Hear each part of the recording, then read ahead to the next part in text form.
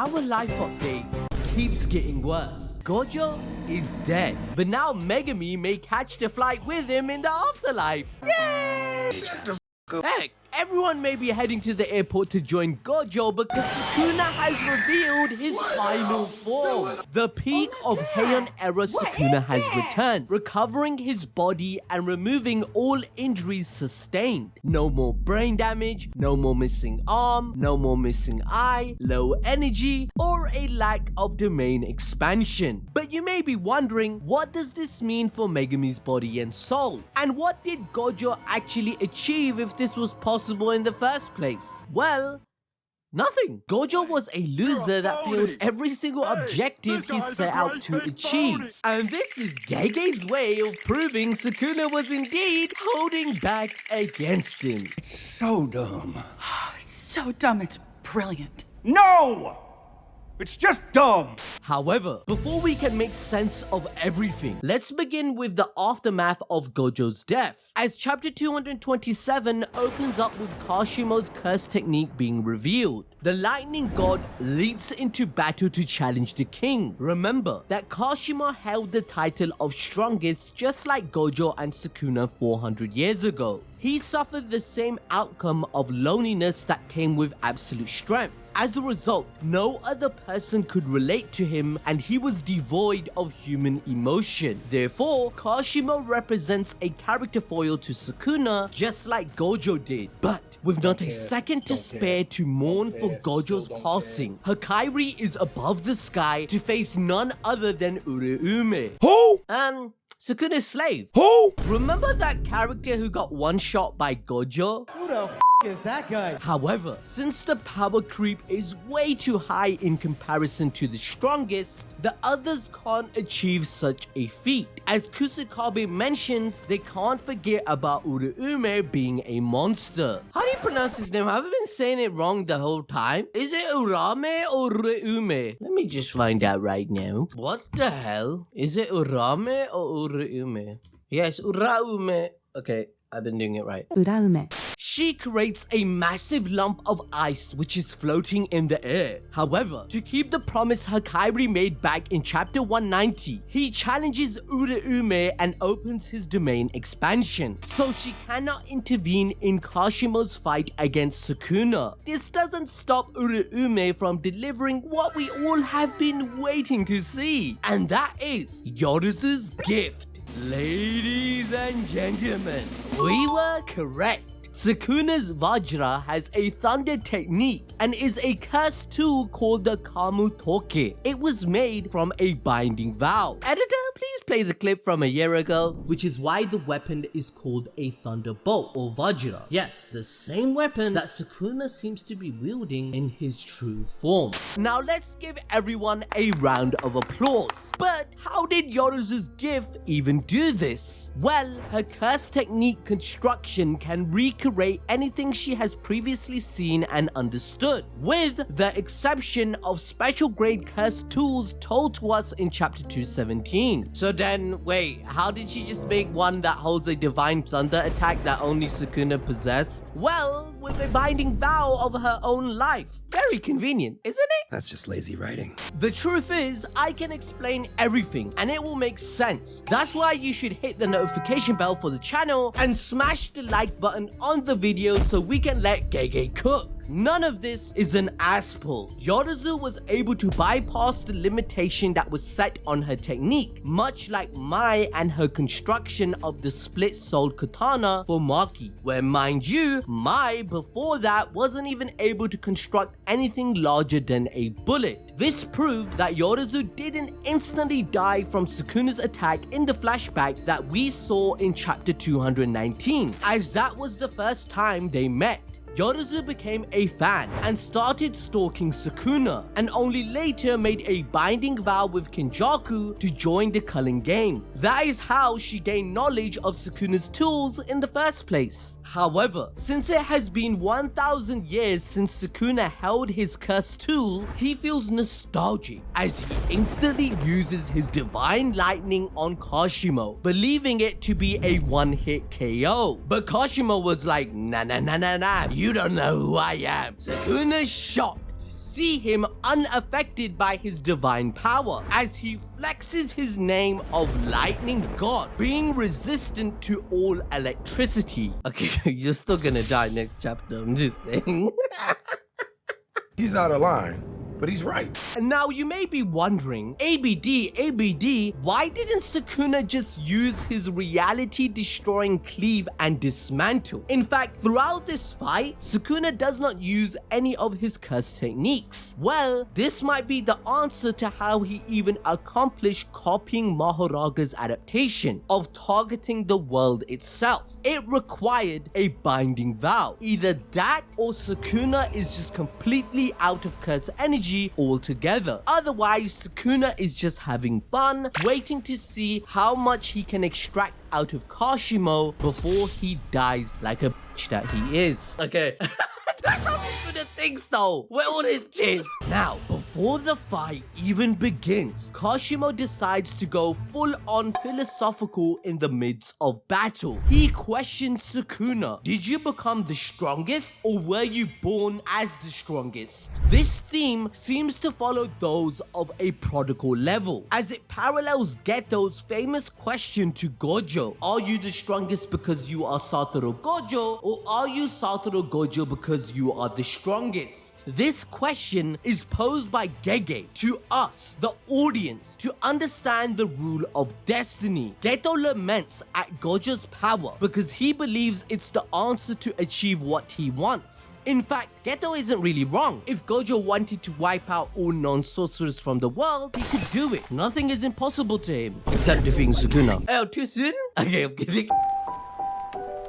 Anyway, is Gojo refusing such an action due to the fact that he understands the responsibilities of being the strongest in the first place, thus refraining from abusing his title and power? Or did Gojo become the strongest by polishing his powers, thus earning the luxury of doing whatever he wants? However, when this question is posed to Sukuna, he responds, stating he ponders upon it himself. However, he does know he was born an unwanted, scorned child. This even makes sense of Sukuna proudly claiming he is the fallen or disgraced one in chapter 199, as when he was born, the world and the people and society around him didn't want him or respected him. So once again, Gege presents the theme to the audience. Gojo and Sukuna are two sides of the same coin. Though they are very similar, they are on opposite sides, one for good, one for evil. Gojo was born with the rarest and most powerful techniques known to the Jujutsu world. He was loved and pampered by his family, where he further polished his strength out of the expectation he was given. However, even still, his existence itself was seen as a force to reckon with. Eventually, Gojo's power and strength excluded himself from others and brought a form of loneliness into his life. Sukuna, on the other hand, climbed up to become the most powerful person to exist. He was born lonely and sought power. This is the opposite of Gojo and even Kashimo, who continued their question on how Sukuna interacted with others without knowing weaknesses. He asks if it's even possible to feel love for other people, because for Kashimo, it wasn't, as in his era, he was the strongest. Too strong, in fact, to the point where other humans were so weak and fragile that he compared them to pieces of dirt.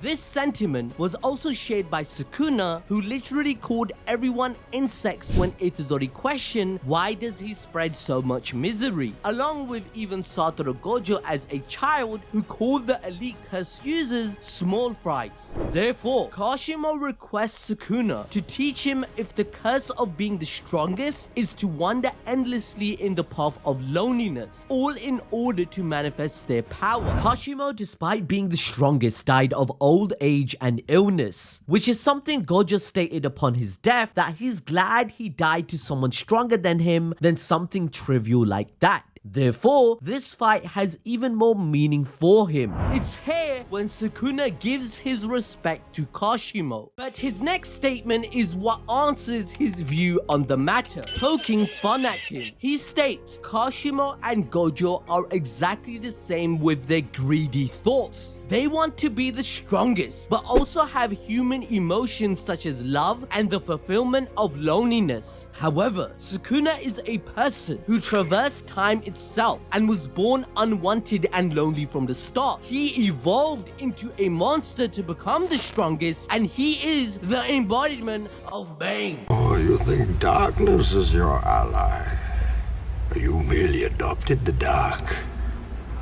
I was born in it. Gojo stated, love is the most twisted curse of all. Kashimo suffers from the same problem in a more extreme manner, whereas Sukuna is stating that his understanding of true jujutsu and self-belief is so advanced that these weak human emotions don't even affect him, going back to Uro's reference of him being a calamity. On the other hand, Kashimo is just a battlefield. Remember with Hakairi? Rather than taking the easy route of outlasting his jackpot, Kashimo desired to kill him whilst he was unkillable for the most satisfying win possible. To Kashimo, anything less is how a loser thinks. With that, Sukuna taps his head with the weapon and calls upon Kashimo to fight him, calling him a ghost of the past as he would teach him what true jujutsu is, answering his question if strength is loneliness. So it's finally